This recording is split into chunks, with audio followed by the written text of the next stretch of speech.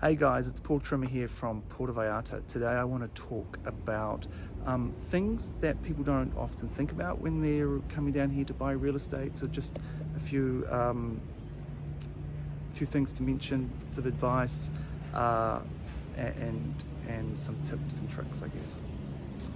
First of all, if you're not familiar with prices here in PV, that's the thing you want to get familiar with before you start looking at real estate. So you want to define your budget, know what your budget is, and then look online at real estate listings on the main MLS system that we use here, and look at properties in your budget so that you can be educated on what you can afford.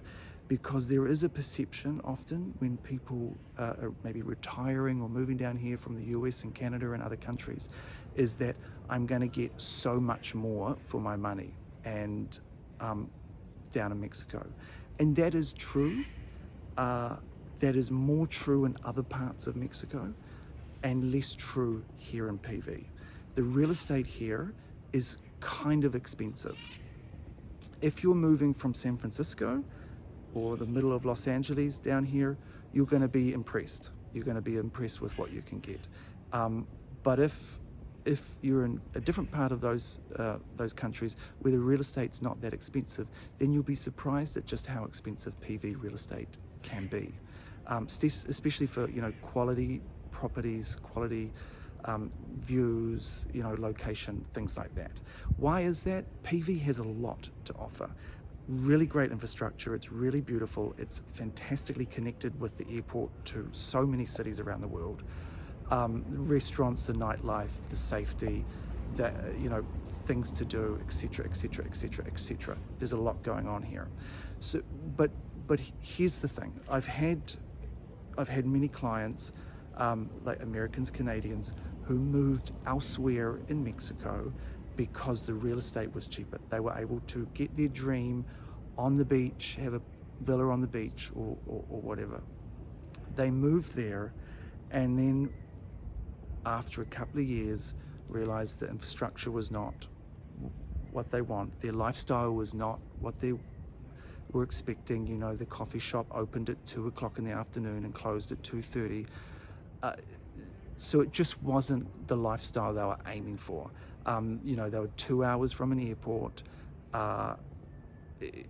lots of things that made them go, I have a great house on the beach, but this is not the lifestyle I sort of had envisioned.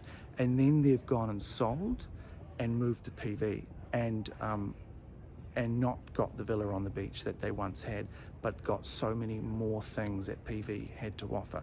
So my advice, before you kind of disregard PV because it's too expensive and look elsewhere, really weigh up what's important to you, because some of these other places in Mexico, you may get more for your money, but it may not actually be what you're really looking for in your retirement or your new life, your new Mexican life. So things to keep in mind. That's number one. Okay, number two. Number two, because of the landscape here in PV, the way it all is, the mountains and things, from the perspective of an American or Canadian or somewhere else coming down here, we always dream of beachfront, amazing ocean views, expansive ocean views, whether you're on the beach or up on a high hill. Those, like I said, are very expensive properties. But PV has more to offer than just that. One thing to realize, that when you're on the beachfront, one, your HOA fees go through the roof because there's more wear and tear and insurance is needed. But two, looking out at the ocean, right out the ocean at nighttime is very boring. It's completely black. And there's a lot more wear and tear on your products, your car, your aluminium joineries, things like that. So it's not all rosy being right on the beach. And then if you want to be up on a hill to have expansive ocean views, you have to go up a hill. So it amazes me when people say I must have an ocean view. I take them up a hill to get an ocean view, and then the complaint is, well, this is a steep hill. that's just the landscape in PV. You know, there are hills. They're not all beautifully manicured roads up there. And you know, if you want to be able to walk to the market and walk to the restaurants and not have to go up a hill, then you really need to reconsider that. You know, you will need to, if you can't walk up there, you'd have to drive. Then you need to get a car, and that adds a whole other dimension to the purchase. So keep that in mind. If you want an ocean view, you have to pay for it. You have to go up a hill, or you have to be right on the beach. Now, the other thing is, don't disregard a view over the town, the city, the old town, or the mountains.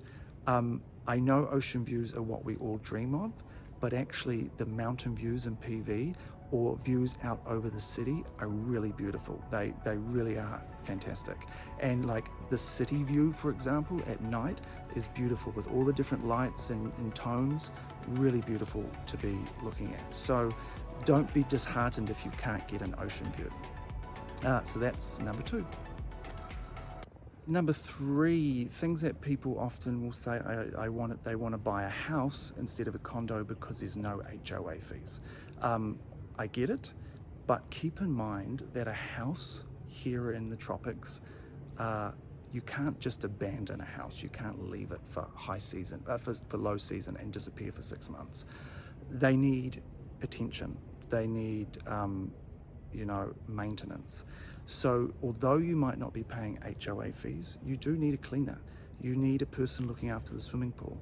You need a gardener if you've got a gardener. And that is a matter of finding the right people, trusting them, and that is an ongoing expense. So just keep that in mind, that buying a house does come with that ongoing cost the same way a condo does with HOA fees. At least with a condo, that all those things are delegated to someone else and you just pay a flat fee. If you buy a house, you're going to have to find the gardener, find the pool boy, find the cleaners and schedule them and manage all of that. So that's something to keep in mind as well. That's number 3. Okay, number 4 is we all love the old Mexican style buildings, the condo buildings or the hacienda type villas. That's why we all come here to Mexico in the first place for a lot of us. Keep in mind that those condo buildings, those older condo buildings, often don't have an elevator in them. So although you get, excited by that type of property, you do need to take that into consideration with where you're at and also resale value. As this is quite a destination for retired people, an elevator is a valuable thing to have, and that will affect resale. So just keep that in mind. Do you need an elevator? Do you not need an elevator?